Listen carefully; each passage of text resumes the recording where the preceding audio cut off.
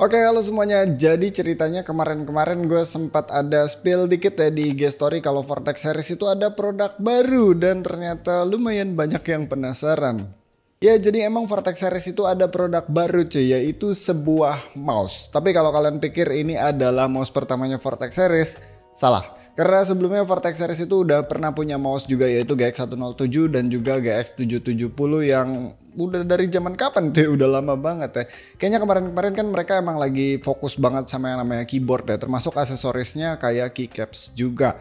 Dan akhirnya sekarang mereka ada mouse baru lagi. Yuk kenalan dulu, ini dia Vortex Series Inno X1. Gue cukup excited sih pas Vortex Series kabarin mereka ada kirimin mouse baru ini. Soalnya ya menurut gue Vortex Series itu udah jadi salah satu top of mind kalau ngomongin soal best value ataupun price to performance yang bagus. Dan lagi-lagi mereka buktiin lewat mouse barunya ini. Waduh, jadi spoiler kalau mouse-nya bagus nih ya. Ya salah satunya udah kelihatan lah dari bentuknya, kalau mouse ini kelihatan cakep. Gue tahu mungkin bakalan banyak yang sadar juga kalau ini kayak Lamzu banget ya, terutama gara-gara bottom case dan juga perpaduan warnanya. Lebih tepatnya posisi perpaduan warnanya. Tapi Lamzu kan biasanya putih biru ya, sedangkan si Vortex Series ini pakai aksen warna merah dengan bodinya itu full putih. Jadi Indonesia banget kan. Nah kalau dari format, button positioning dan sejenisnya ini nggak ada yang aneh-aneh sih. Dia ada single DPI button dan ada LED indikatornya juga yang nyempil. Ini dia bakalan mati sendiri sih setelah beberapa detik setelah kita ganti-ganti DPI-nya. Terus scroll wheel-nya juga ini pastinya udah dilapisin karet dan posisinya dia itu pas ya, nggak terlalu mendelep sama nggak terlalu nonjol juga. Proporsional lah sama bentuk moncongnya dia yang cenderung agak nukik. Side buttonnya juga ini asik, posisinya pas, gedenya pas, feel dari buttonnya juga mantap. Ini juga dia case-nya tuh hampir unibody ya by the way, soalnya ini antara atas sama bagian sampingnya itu nempel jadi satu. So di sini nggak ada gap di bagian samping, di sini cuma ada semacam garis doang yang ini harusnya emang garis molding sih. Kalau di bagian bawah kayak yang udah kalian lihat dia transparan skeleton gini kayak Lamzu ya. Dan kelihatan juga ini semua hardware-nya itu disimpan di bagian tengah ke depan ya. Jadi udah expect lah weight distribution-nya berat di depan. Gue sebenarnya nggak tahu persis playing style kayak gimana yang sangat terganggu dengan weight distribution yang nggak balance atau nggak seimbang ya.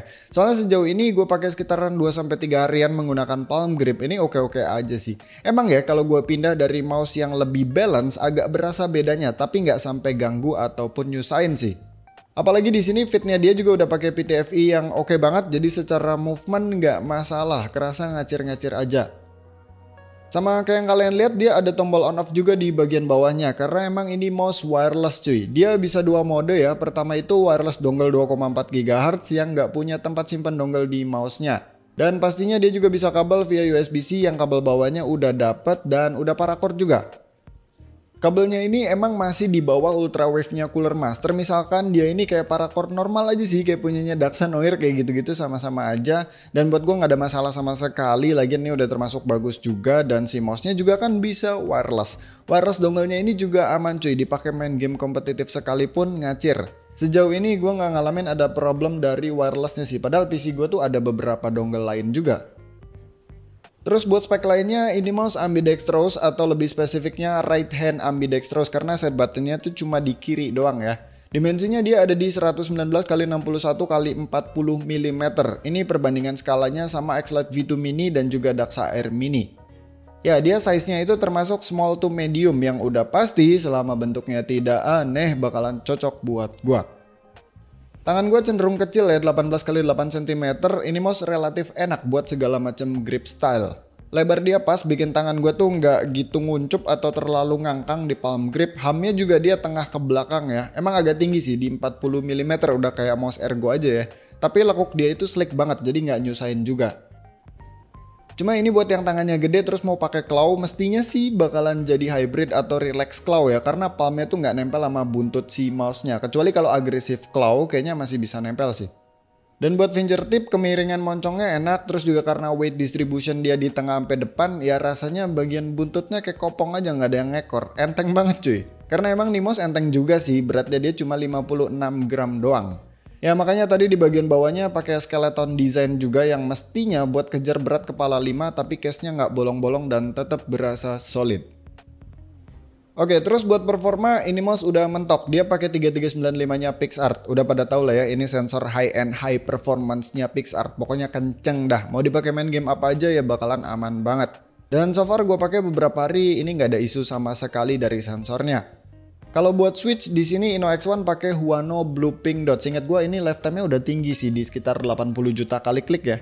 Dan ini feel-nya enak, beratnya pas, tactile-nya juga lebih smooth daripada GM8 dan suaranya gurih.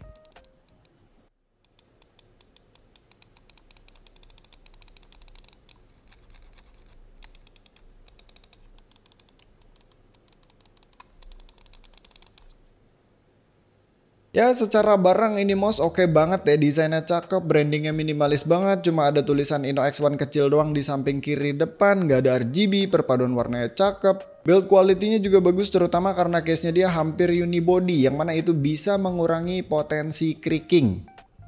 Walaupun bagian bawahnya ya kalau ditekan-tekan agak ngayun gitu, ngeri patah sih ini kalau ditekannya agak kenceng.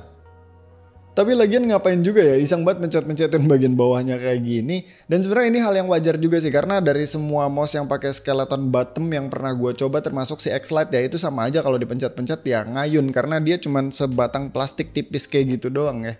Nah terus dia punya coating juga ini bagus banget karena dia coatingnya nggak nyeplak, nggak licin tapi halus. Buat kelengkapannya juga ini udah dikasih lengkap cuy, ada kabel paracord-nya tadi, ada buku sakti, dongle, spare fit, dan juga grip tape.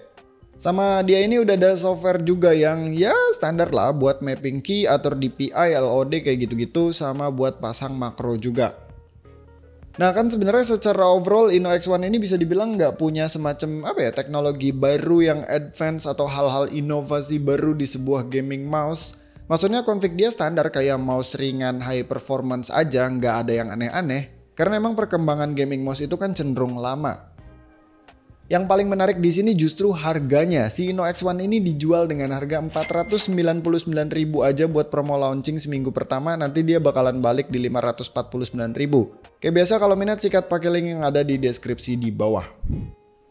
Kan serem banget kan spek kayak gini harganya cuma 499.000 doang. Jadi nih ya kayaknya gara-gara gaming mouse itu khususnya yang high end ya udah mentok cuy. Dibuat ringan udah, dibuat wireless kenceng udah, dipakein sensor yang kenceng udah juga. Jadi apalagi yang harus dijual. Nah di sini cara Vortex Series adalah ya jual dengan harga yang terbaik. By the way kalaupun gue bisa nggak suka sama colorway-nya InnoX1, gue bakalan tetap suka sama ini mouse karena price to performance-nya yang menurut gue bagus banget. So segitu aja videonya, thank you udah nonton, sampai ketemu di video selanjutnya, bye. 499 ya, ini Vortex Series lagi-lagi kayak cari pahala nih, bukan cari untung lagi nih.